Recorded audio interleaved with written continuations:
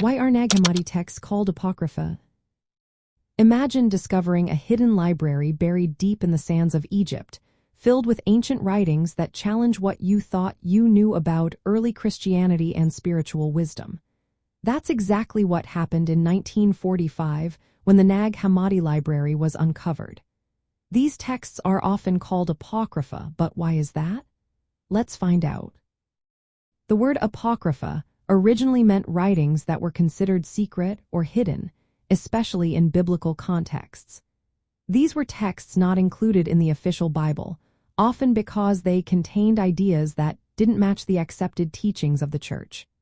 Over time, the term also came to refer to writings whose authenticity was questioned or seen as unofficial or heretical. The Nag Hammadi library contains a collection of Gnostic texts, which are part of a spiritual movement that emphasizes personal knowledge of the divine, called Gnosis. These writings offer alternative stories about Jesus, creation, and salvation that differ from the stories in the canonical Gospels.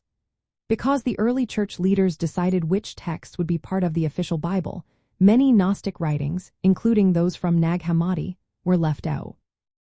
This exclusion is why these texts are called apocryphal. They were considered hidden or secret because they weren't shared openly in mainstream Christian communities. Sometimes they were viewed as heretical because they presented ideas that challenged orthodox beliefs. The church wanted to control the narrative, so these writings were kept away from public reading and teaching. From the perspective of occult history and spiritual traditions, the Nag Hammadi texts are important because they preserve teachings that were suppressed or ignored. They reveal a different way of understanding the divine, one that focuses on inner knowledge and personal enlightenment.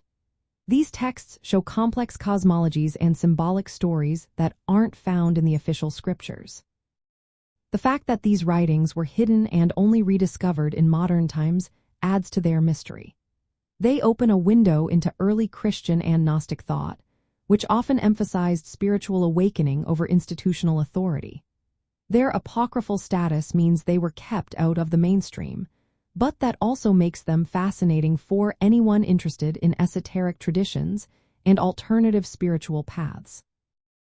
In essence, the Nag Hammadi texts are called Apocrypha because they are a collection of secret, non-canonical writings that challenge the official religious narrative. They are part of a broader history of spiritual exploration that was pushed aside but never truly lost. Their discovery continues to inspire those curious about the many ways humans have sought to understand the divine beyond conventional boundaries.